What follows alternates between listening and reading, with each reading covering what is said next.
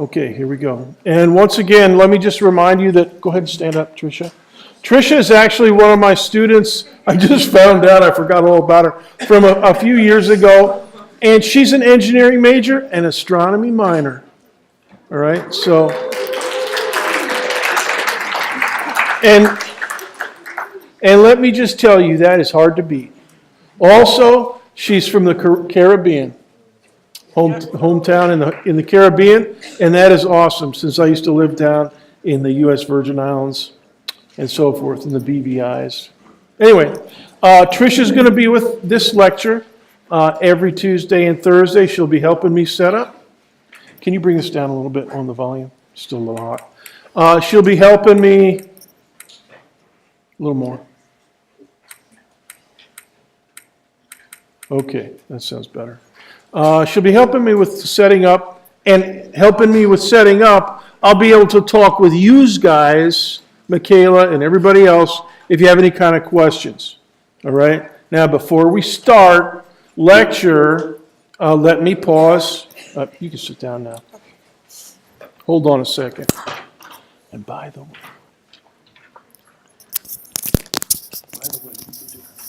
when you're not doing stuff for me. Gotcha. So bring something to study.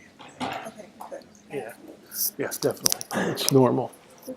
Okay, I was just giving her one last procedure to follow. Anybody have a question about anything for this class? I mean, I know you may have a question about, the meaning of life and stuff, but for this class, let's restrict it to that. Go ahead, red shirt.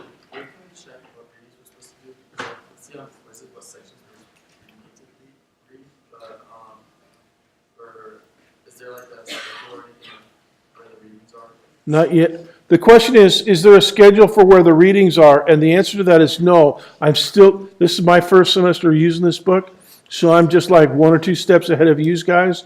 But I'll always give you reading in advance. The reading that I gave you last Friday morning, homework 1, with all those readings and YouTubes and stuff, is going to be, our lecture today is going to be about that reading. Okay, so I'll try to lead you, but I can't give you the layout of all the readings for the entire semester. Okay, so what you want to think about is be alert to my postings, and I'll talk a little bit more about that in a few minutes. And then just read around in the book. I mean, it's kind of, that's what I did. By the way, did anybody download the iBook version onto their phone or anything? I bought it yesterday for $7.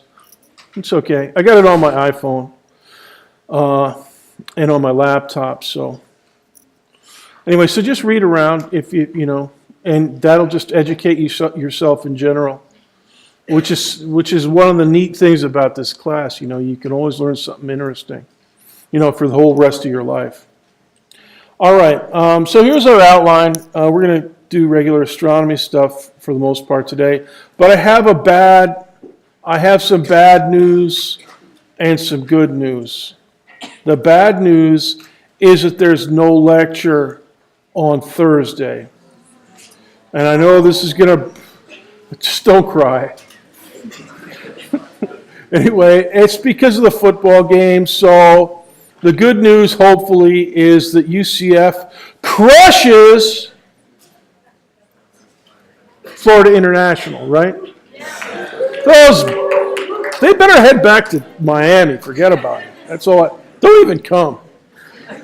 Anyways, so Thursday, and you guys would be fine, but the afternoon lecture is canceled because everything on campus, if you haven't heard, everything Thursday on campus, all classes from 1 o'clock in the afternoon until later are canceled due to the football, so I got to cancel you guys too. All right, it's the way things work. All right, now, red shirt man in the 5th row. What is your first name again? Brendan. The Brendan. Let's talk a little bit more about homework. Okay. Now, one thing I want to point out to you is that I can see the number of attempts on homework. So I can see who's doing their... I'm not looking at anybody, but I can see, it's kind of like Santa's list. You know, you can see who's been naughty and nice. I can see who's doing the homework and who hasn't done it. And so as of 7:15 this morning, this is what at least the top of the page looks like. It gives me the students who have taken the quiz, homework 1 reading questions, and those who haven't done it. Now, hopefully, the 168 students at 7:15 have taken it by now. And if you haven't, and actually some of those include the afternoon students. So hopefully everybody in here is squared away. When I do give you questions, you know, like a little mini quiz inside web courses like that, it will always be due at the next lecture. Okay, so make a note of that. Homework is always due at the next lecture. So I'll assign it a Tuesday afternoon, and you'll have till Thursday to do it. I'll assign it on a Thursday afternoon, or Friday morning maybe, like this last time, and it'll be on to the next Tuesday. Okay?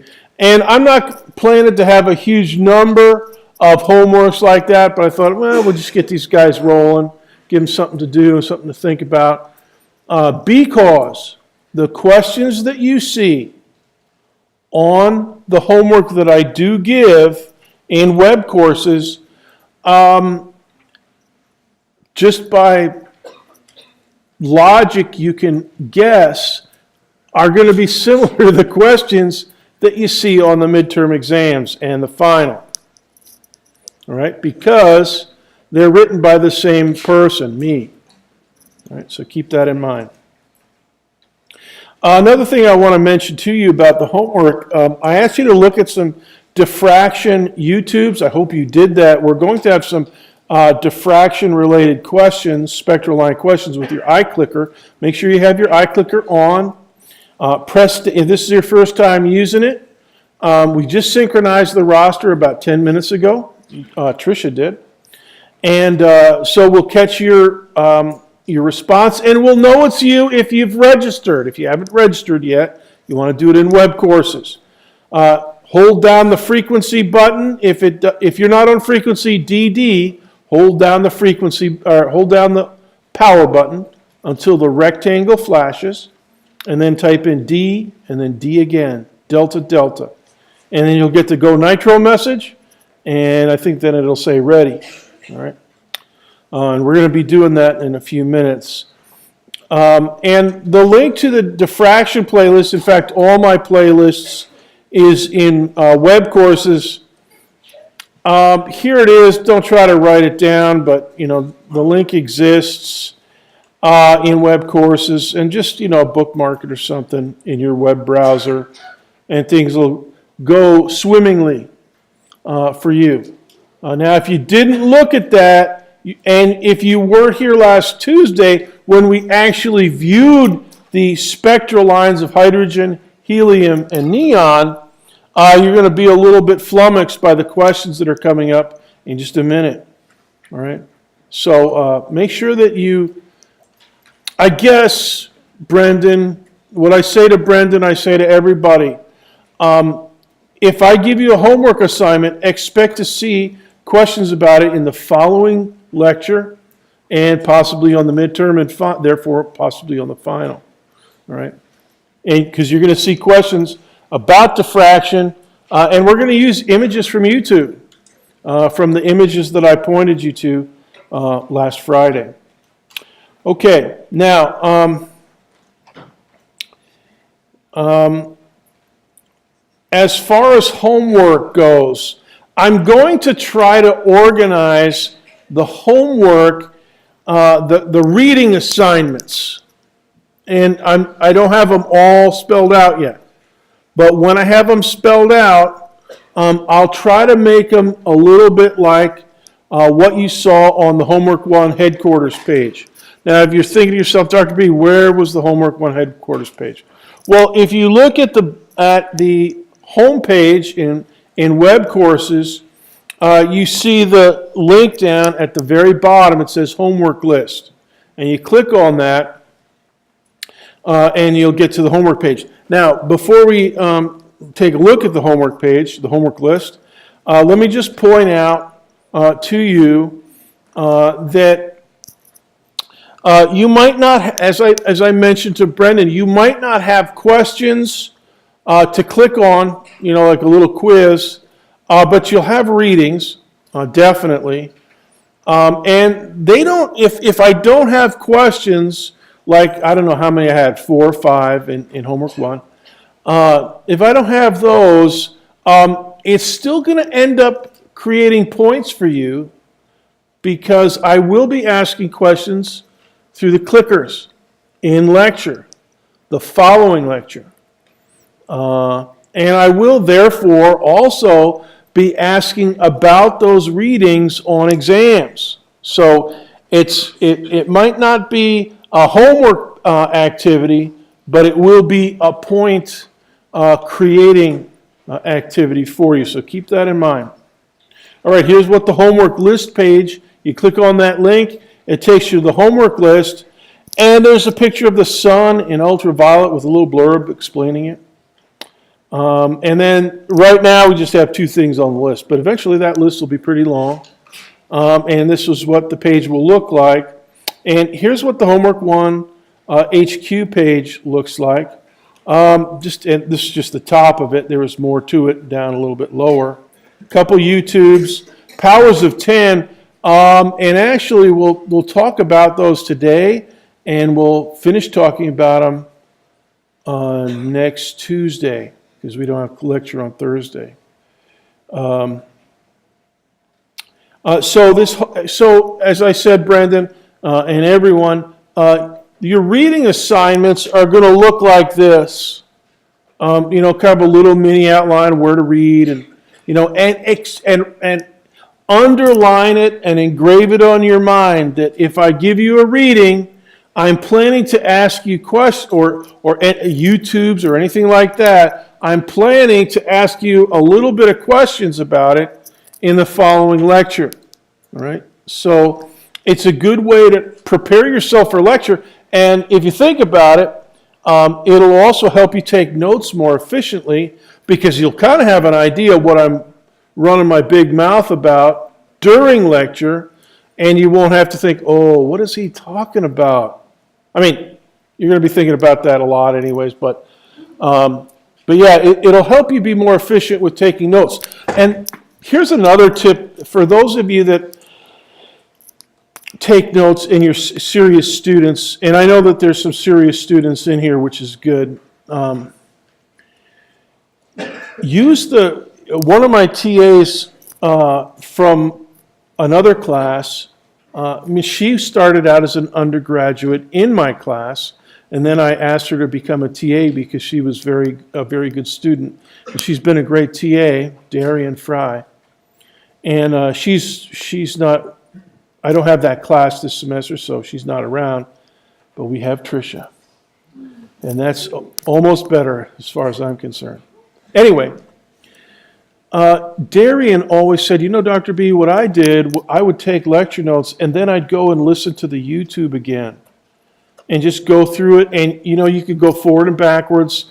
And, if there's something that's complicated that I'm talking about in lecture, you can go listen to it 4 or 5 times and then fill in the margins of your notes or, fill in the bare bones of your notes. So what that means is another way to be efficient taking notes in lecture.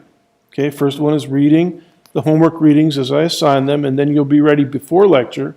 And then in lecture, take basic notes, and then fill out the details from YouTube. All right, and many people feel that helps them really crush exams and stuff. All right, so hopefully that'll be nice for you. All right, now further questions about homework. Yes, in maroon shirt, the maroon shirt. Access it after the days past, like study. The quiz questions, you'll be able to see those if you've taken an attempt. Is that what you're asking about, or the HQ page? The HQ page is eternal. It'll be up there till December. I was asking about the quiz questions. The quiz questions will be viewable, but only if you take an attempt. So if you've got one attempt, and even if you blew it, you'll see all the questions, and whichever ones you got correct, you'll know which ones those are. By the way, a student was asking me, Dr. B, how are we supposed to study with this? And the answer is, with homework, you always have multiple attempts, usually 4. And I usually set it to like 45 minutes, so you have plenty of time to read the question, go study it, and then answer it. All right? Now, if you know, we won't have a whole lot of these. What is your name again? Eric. Eric, we won't have a whole lot of them. But when we do, you can use your first attempt as a study guide to go back and study in the textbook and find the answers to the questions you may have gotten incorrect. And then go use attempt number 2, attempt number 3, and attempt number 4 to get full points. And oh, by the way, the homework is always configured to retain, as your official grade, your highest scoring attempt. All right? And I think that's, you know, it allows me to give the average of all your attempts, or the first attempt, you know, or your last attempt, but I always go with the highest. All right? Another question about homework and so forth.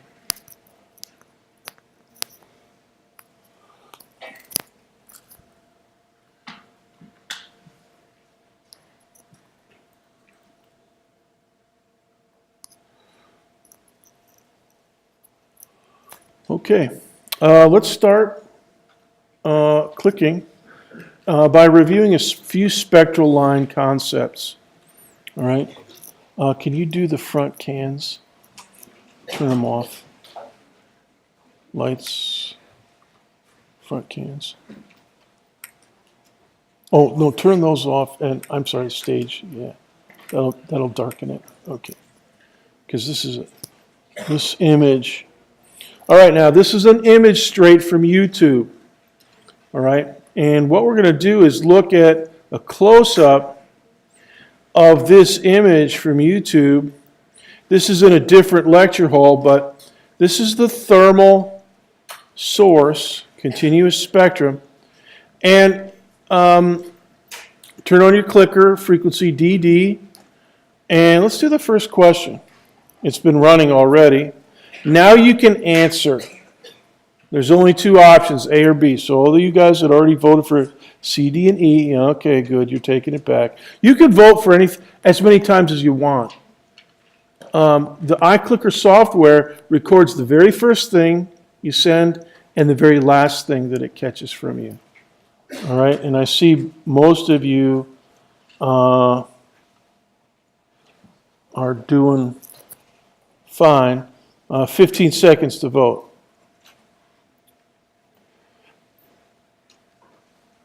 10, 9, 8, 7, 6, 5, 4, 3, 2, 1, 0. Okay, click.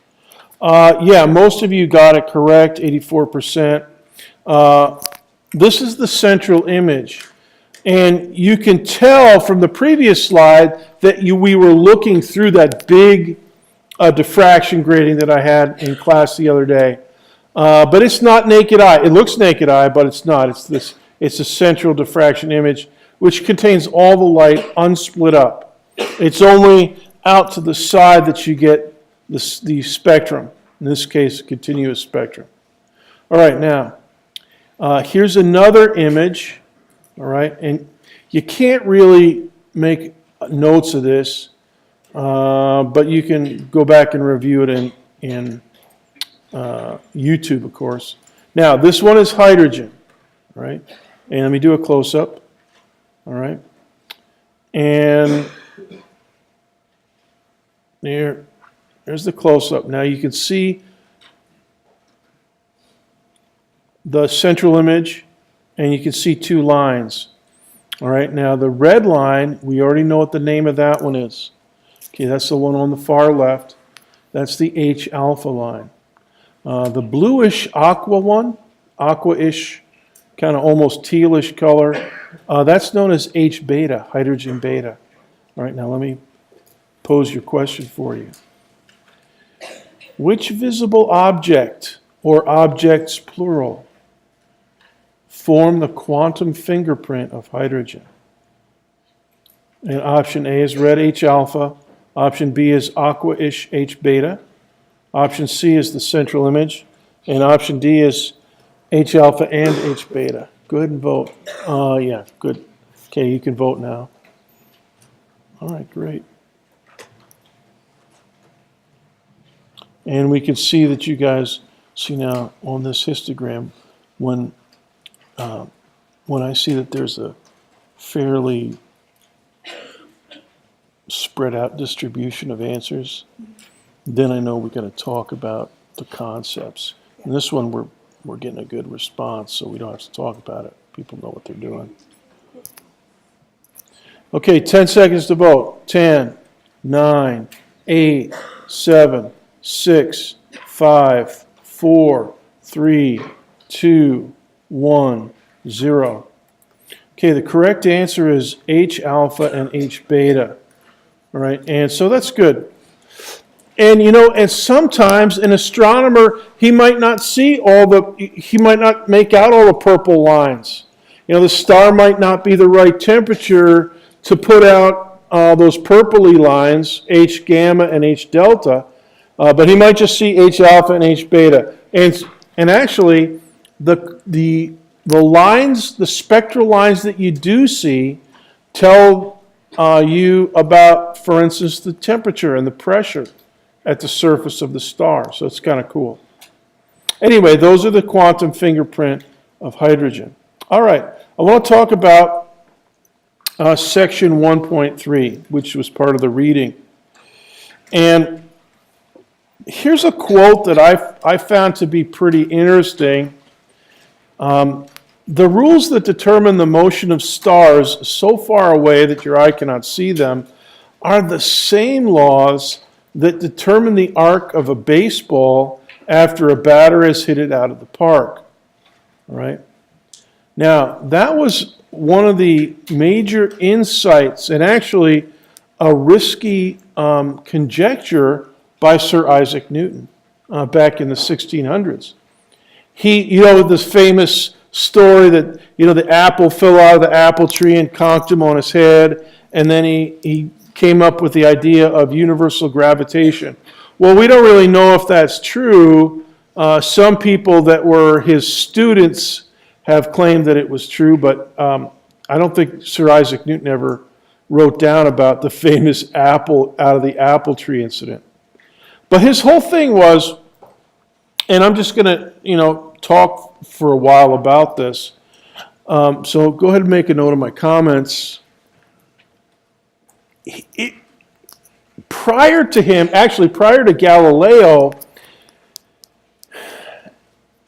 Galileo actually made the breakthrough when he started using the telescope to view celestial objects. For instance, Galileo, before the days of Galileo, back in the times of the ancient Greeks and Aristotle and Pythagoras and all that, they thought that they knew that the planets moved, and in reference to the background stars, the background stars, the distant stars, appear to be fixed in space, even to us today. The constellation Orion doesn't seem to change shape. But the stars kind of wander across the sky on the basis of years, on a time scale of years. And, the ancient Greeks knew that, the Babylonians, the Egyptians all knew that. All right? But, for instance, Plato envisioned all those planets as existing on this perfect, idealized crystalline sphere. All right, and the stars were in the sphere of the celestial sphere, this infinitely transparent but yet solid sphere that revolved around the sun. Plato was convinced that everything revolved. No, sorry, he was convinced that it revolved around the earth, not the sun. Some Greeks thought things orbited, circled around the sun, but Aristotle and Plato, thought it was everything revolving around the Earth, but they thought it was, these planets kind of embedded in this crystalline sphere. All right? And the moon as well on a sphere. And so because of that, they thought that, the celestial sphere is out there doing its thing. It's perfect. It has no earthly concept of what's happening down here on terra firma.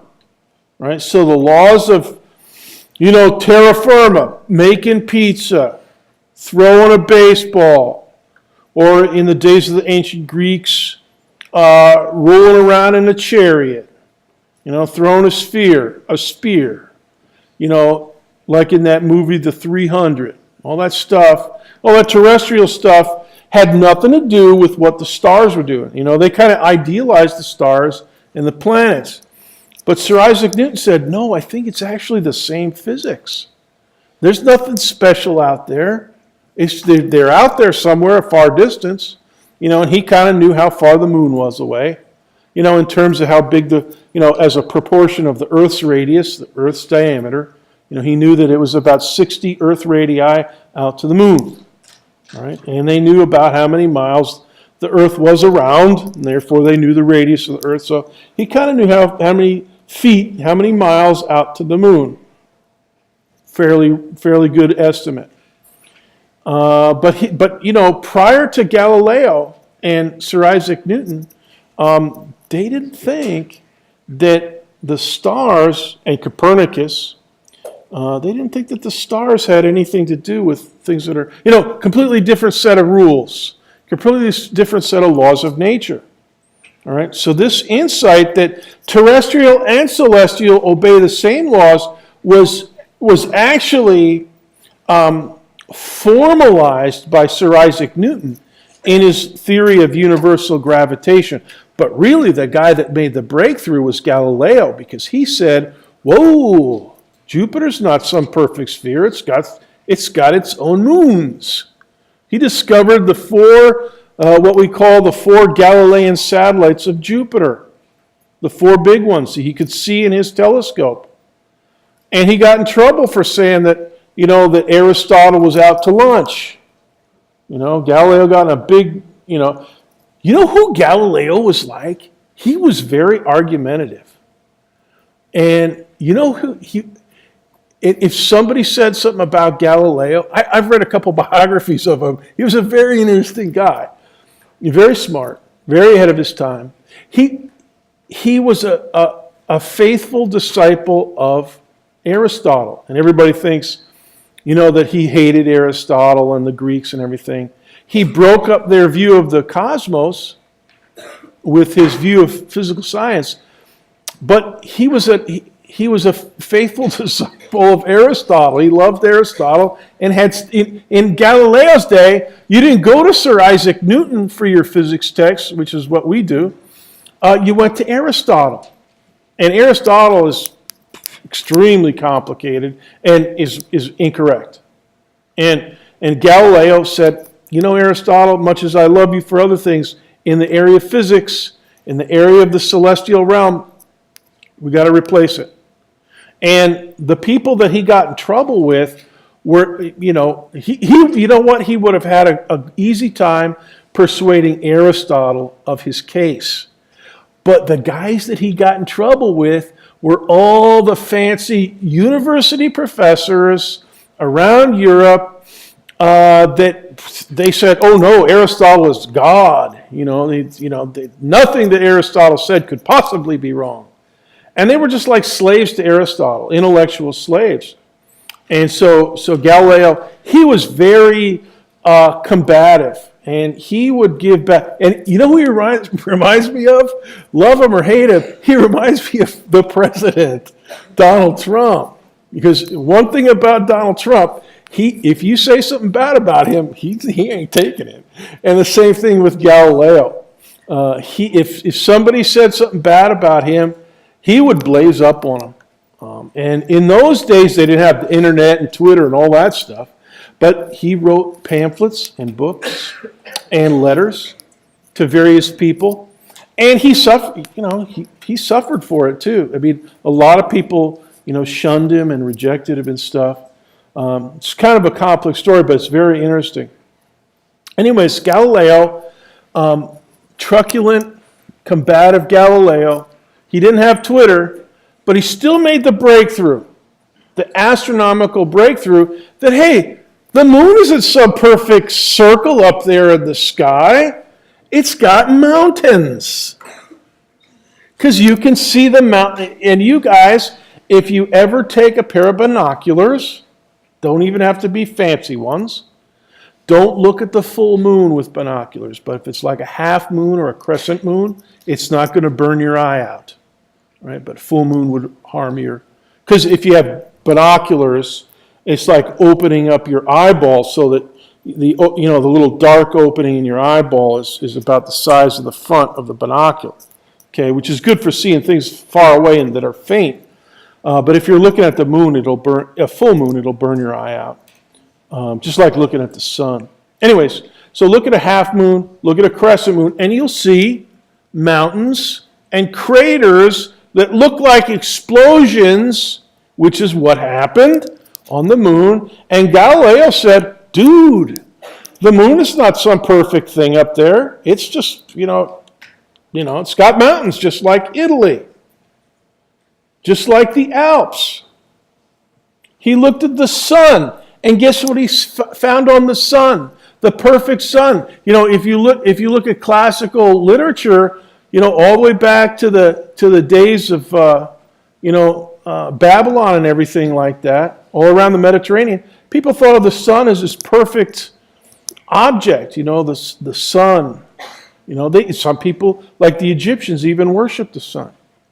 Right? But the sun has sunspots. What? Yeah, sun has sunspots. And we now know what they are. Galileo didn't know what they are, but he's the first one to observe them. And Galileo, so Galileo saw all this stuff. Do you know that he saw that Venus forms a crescent phase? We look at the moon in its crescent phase when it's a new moon or if it's almost ready to go behind the sun. A crescent phase is because the Earth and the moon, the Earth is behind the moon. Okay? And Galileo with his telescope was able to see that Venus, which is between Earth and the sun for part of its orbit, has a crescent phase. And that doesn't, Aristotle would have said, whoa, are you kidding me? Aristotle didn't have any telescopes. If Aristotle had telescopes, things might have been different. But Galileo had telescopes, and he saw sunspots, he saw the moons of Jupiter, the mountains of the moon. He saw the Milky Way. People, made all these legends about, somebody on a camp out spilled their container of milk across the sky, our great ancestors and all kind of stories like that. But Galileo looked at it with a telescope. Dude, those are stars. It's a gigantic stream of stars. And we now know that it's kind of a disc shape, and we're looking at it from the inside. But he was able to resolve that, and he said, man, it's not some milk or something like that, some fluid. It's stars, there's zillions of them. All right, so he found all this stuff. And then Sir Isaac Newton, his first TA, Sir Isaac Newton came right at, Sir Isaac Newton, I think it is that he was born the year that Galileo died.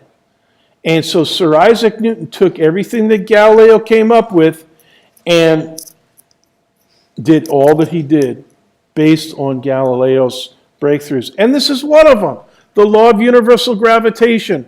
Celestial and terrestrial, yup. Mountains on the moon, no problem. Mountains in the moon, mountains in Italy, no problem. Sunspots on the sun, all different kinds of places on Earth that look different, no problem. Moons of Jupiter, no problem. We got a moon ourselves, the planet Earth. So we're going to be studying this in the next week or two. And actually, you can make a note to yourself concerning the law of universal gravitation, an enormous amount of the motion of the universe is only controlled by gravity. And you can make this another note concerning gravity, gravitation. Gravitation, ounce for ounce, gram for gram, is the weakest force in the universe. There are four forces. Right? There's two nuclear forces that only exist within the boundaries of the nucleus, or they only have effects in really small areas like the nucleus of the atom. So two nuclear forces, the electromagnetic interaction, the Coulomb interaction, in other words, electricity and magnetism, and then gravitation. That's it, four. All right. Now, the center of the sun is dominated by the nuclear interactions. There's a big nuclear reaction going, self-sustaining, self-contained at the center of the sun, and that is why it is so hot, hot, and that's why we have sunlight, because the sun is this big, hot, high-temperature, high-pressure ball of hydrogen. All right, so that's nuclear forces, but it's held in place. It's held in a spherical shape by gravity. So gravity versus nuclear, all right, in the sun. But the planets are held in place. They're not held in place by electromagnetism. They're not held in place by the nuclear forces. You know, protons and neutrons are held together in the nucleus by nuclear forces, but not the planets. The planets are held in place by universal gravitation. The galaxy spirals in its pinwheel shape because of gravitation and gravitation only. And we see everything because of the electromagnetic interaction, because we see all this light and radiation. But the things that are in motion, it's all gravity. And when we study black holes, yep, we're going to be talking about gravitation. We're going to be talking about Einstein's theory of gravitation. So all that is as a preview. Now, section 1.3 comments, a few more. This one is about Galileo. This was his insistence. New experiments and observations can lead to new, more sophisticated models. Models that can include new phenomena and laws about their behavior. The general theory of relativity proposed by Albert Einstein is a perfect example of such a transformation that took place about a century ago, 1905, 1915. It led us to predict and eventually to observe a strange new class of astronomical objects that astronomers call black holes. And I know all about, well, I don't know everything about black holes, but I know a ton about black holes. And this is correct. All right, Einstein's theory. Sir Isaac Newton would never have come up with the cool geometric effects of black holes. And we're going to be tackling those this semester. And so the reason I bring this up is this word laws, the laws of nature. And Galileo had an interesting insight. Now you can make a note of this, and I'm just quoting from memory. Galileo wrote this. He wrote a book. He had a fight. He was on Twitter with some other joker about comets. And actually, Galileo was incorrect. The other guy was correct in his interpretation of what comets were doing. But Galileo said this.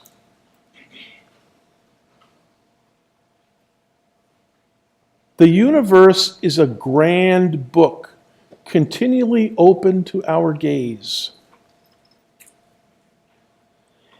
It is written in a language for which the characters are mathematical.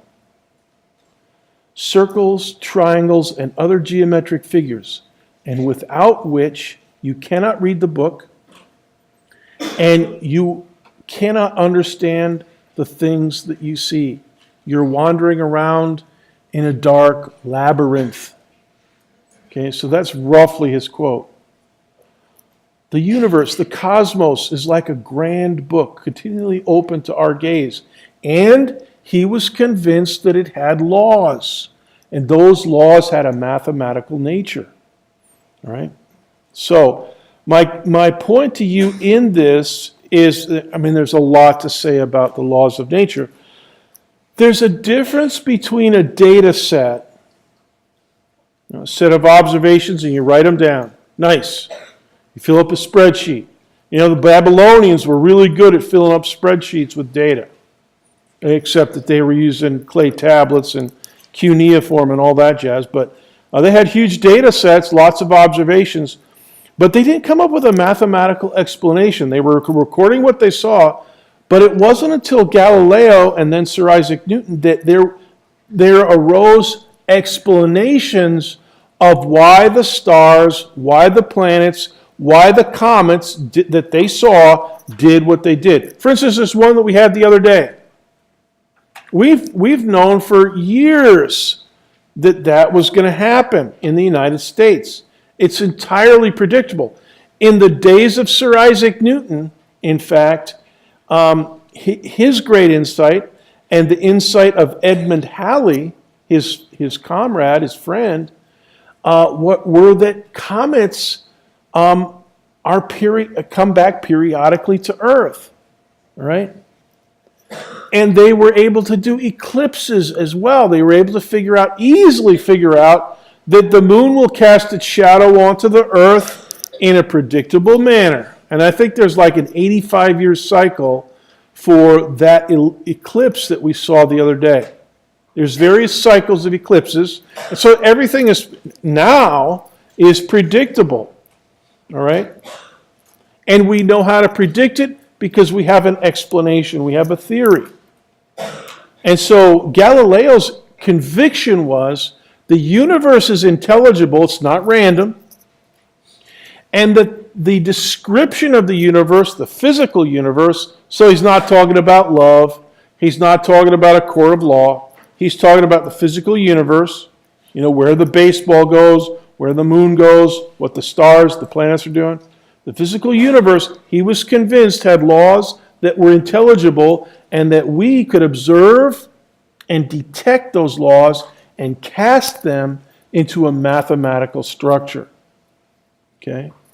And and Sir Isaac Newton was the one that, did this magnificent theory, utterly verified to the nth degree that we know as universal gravitation.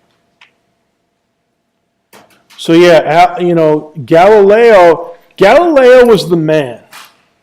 He's the professor for whom all of us in this room, including me and including Sir Isaac Newton, were all students in Galileo's school, the School of Science. He's the one that started it. Good and faithful Galileo. All right, section 1.4 comments. This one was about numbers. And now let's do some calculations together. Now, we're going to work out, so take some notes on this, careful notes, pencil and paper, if you dare. Let's work out the number of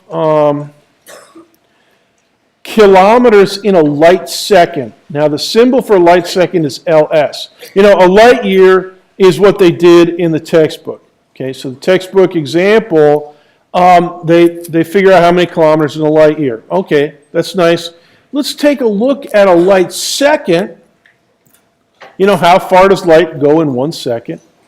And that'll be handy too, because the light year is useful for measuring distances to stars. For instance, the nearest star, Alpha Centauri C, is like 3 point something light years or 4 point something light years, a few light years. Okay, galaxies, many hundreds of thousands of light years across. Okay, distances between galaxies in mega light years. But light years are good for stars, but for the solar system, light seconds. So make a note, light second is a good distance unit for the solar system. Okay, now the customary symbol for the speed of light is c. So for instance, like in Einstein's famous formula, E equals mc squared, c squared, C squared is the square of the speed of light.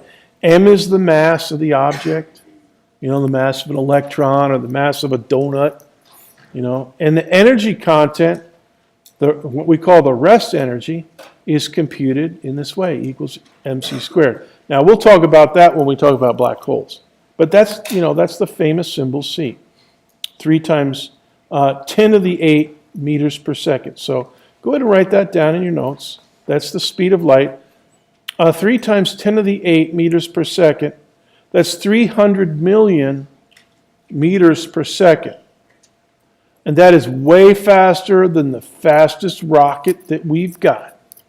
This fastest spacecraft is Jack compared to this. All right, speed of light. All right, now I'm going to park this down here in the lower left. All right, and so let's think about now, how far is a light second? Well, what you do is you take the speed of light and you multiply it by 1 second. All right?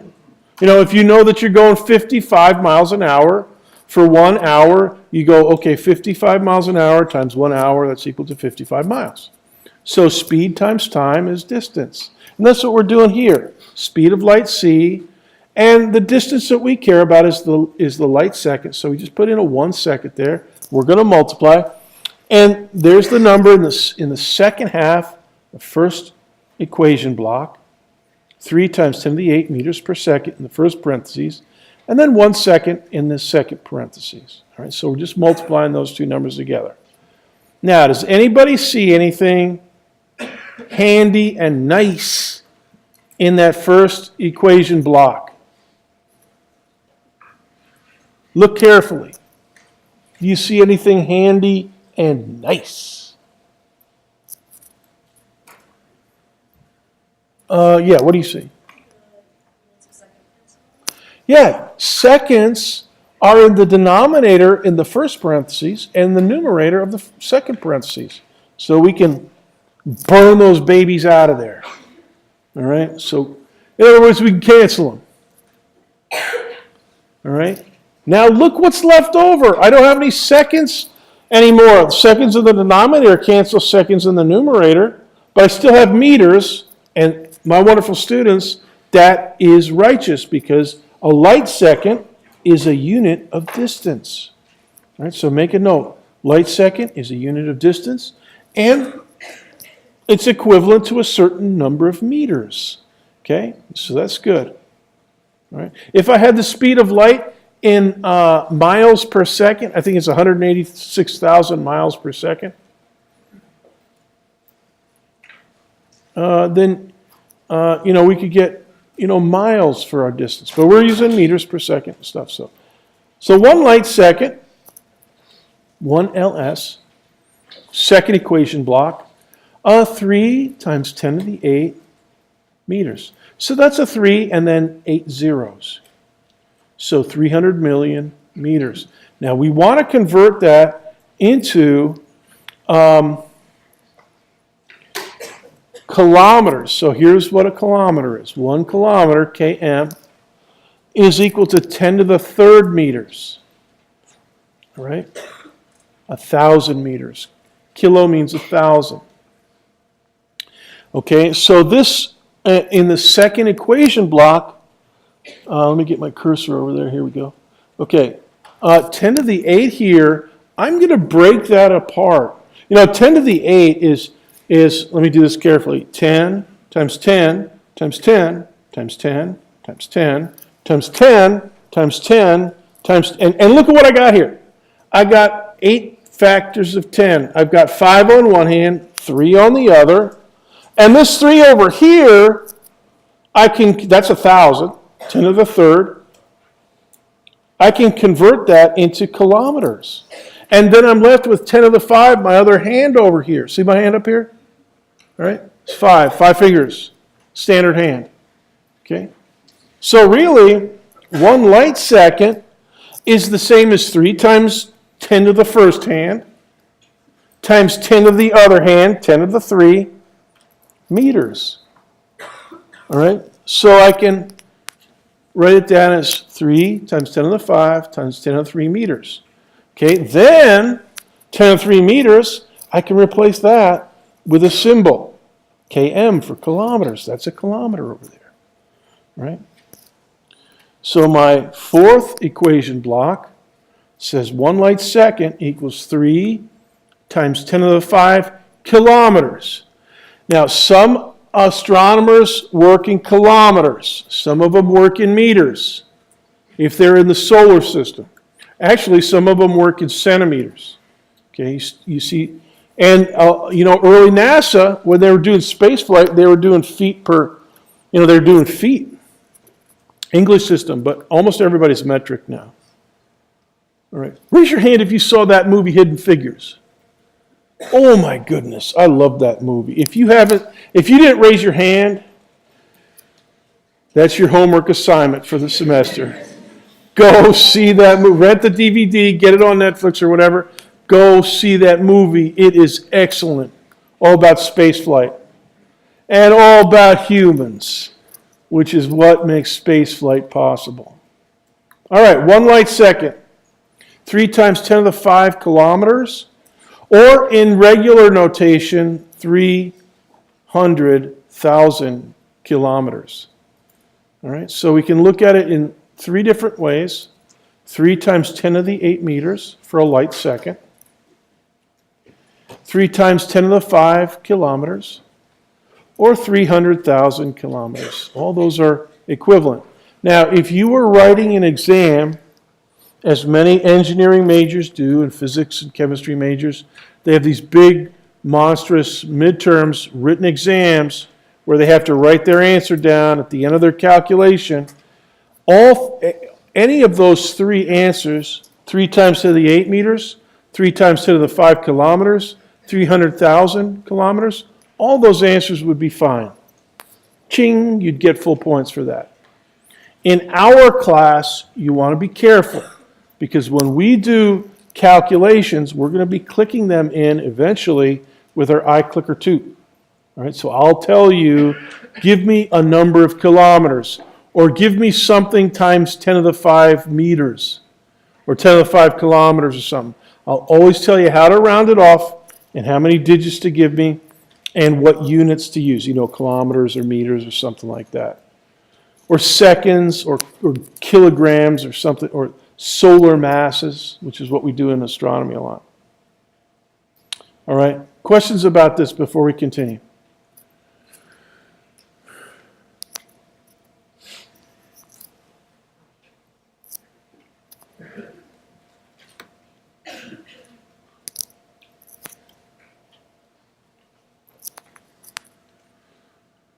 Okay, good. This is an example of scientific notation, a very simple example.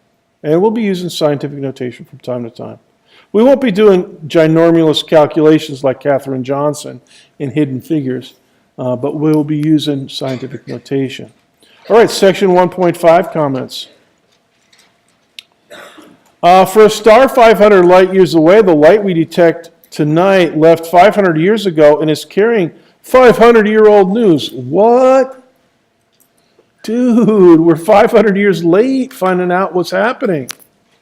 And that's a fairly close star. A lot of stars are, 1,000 times that far away. But actually, that's a lovely sentence for a couple reasons, because it tells us something important about light, electromagnetic radiation in general, and that is that the electromagnetic wave, it's not like a baseball. It doesn't transport, a kilogram, 140 grams of baseball from point A to point B. But what it does is transport pure energy, pure momentum, and information. And that last item is not something Sir Isaac Newton would have come up with, but it is something that Stephen Hawking and a bunch of us that study black holes think about a lot. The information content in the gravitational field and the information content in electromagnetic radiation. So information. 500-year-old news is a lovely way to describe it.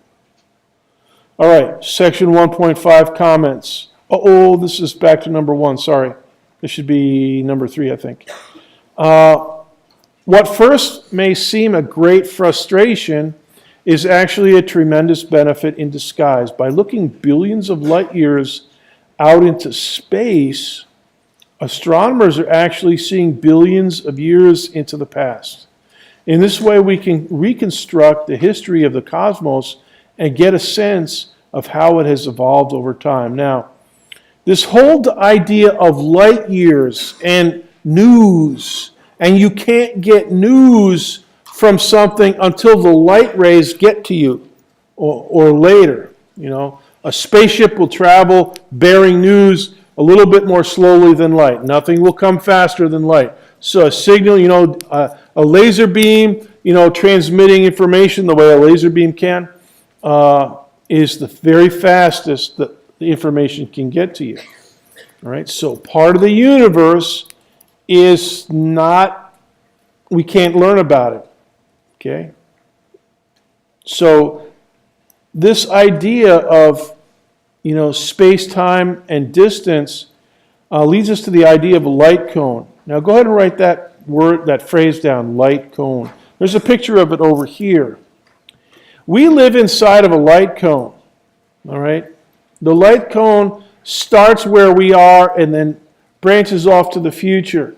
The upper part of this light cone is all of the universe that we can send information to. All right? We can't send information outside of the light cone. And by the same token, the lower part of the light cone is the part of the universe that can send information to us, energy, momentum, or information. Okay, the light cone. And we'll talk about this this semester, the whole idea of a light cone. And so here's what I want you to take away from section 1.5. And that is that the entire history of the universe is readable to us if we can catch light cones that are far enough away. So if we're in the top half of the light cone of a really young galaxy in the early universe, like 1 billion years after the Big Bang, and if we're in the light cone of it, we can examine its light. If this thin part here between the two cones, if that's a galaxy that formed very early after the Big Bang, and we're somewhere up here inside this upper light cone, we can get light from it and study it. And the more of those light, the further away it is, the earlier in the history of the universe. So make a note of that. The further away the light source, the earlier in the universe it actually is. And we can't see all the way back to the beginning of the universe, but we're trying to build better and better telescopes that can see fainter and fainter galaxies. And every time we build a new telescope, we see more of them. So we're doing pretty good. And there's other ways to look even further back into towards the Big Bang. And my wonderful students, this is just from the introduction, section 1 of our book. We're going to be talking all about this stuff as much as a whole lot this semester. So this is just a sneak preview here. All right, section 1.6. And we'll finish with this in just a few minutes. This one's, you might want to make a few notes about this as well. This is some numeric content here. The moon's distance from Earth is about 30 times Earth's diameter, or approximately 384,000 kilometers. And it takes about a month for the moon to revolve around the Earth. That's 1 month, a lunar month. The moon's diameter is 3,476 kilometers, and that's about 1/4 the size of Earth. Now, don't worry about memorizing the numbers, but do think about the proportions. All right, so make a note, proportions. Number 2. So let's set up some proportions here. Well, actually, the first paragraph has the proportions. So let's say that the Earth is 100 pixels on your computer screen. Okay? So let's let that set the scale. All right? If that's true, if the moon's diameter is about a fourth of that, then the moon's diameter is about 25 pixels. Okay? And if the moon's distance from the Earth is about 30 times the Earth's diameter, then it's about 3,000 pixels away. Now, I don't have 3,000 pixels on my screen, but this computer display might. And if you have like a super wide TV screen, it might. Does anybody know how big how many pixels are? Anybody got a really big TV screen with 3,000 or more pixels across? Do they make those? Okay, yeah.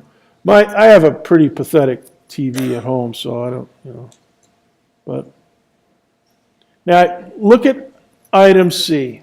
In this scale with the Earth 100 pixels, the sun, it's 500 light seconds from Earth. You can calculate that. It's like 499 point something. That would be 1,167,000 pixels away. Now, if you think about the computer screen pixels, there's 75 per inch. All right? A 1,167,000 of these pixels on my PowerBook would be about a quarter mile away, 0.4 kilometers. And see where I've got this image here? The red dot in the center is this lecture hall. And the red circle is about 1,167,000 MacBook pixels away from where we are right now. So basically, garage H, garage I, garage A, garage C, from here is where the sun would be if the Earth was 100 pixels. Now, side note, go ahead and add this to your notes. The textbook uses a different scale in section 1.6. They talk about the sun being the size of a basketball. And that's a good scale to use too. If the sun is the size of a basketball, then the Earth is like, I think they say the Earth is like the size of the seed of a grape. So you get some grapes at the cafeteria, take one of the seeds. Okay, that's the Earth, and the sun is a basketball, and it's like 300 feet away or something like that. They say, go over that set of proportions as well. This is based on the Earth being 100. The textbook is the sun being a basketball. All right, let's dismiss. You'll have a homework assignment by lunchtime Thursday, reading, and I'll see you next Tuesday. All right, can you bring the lights up, please? Okay. All right. Now, what I have to do here, the critical part here, Tricia, is I have to stop recording. So I have to get my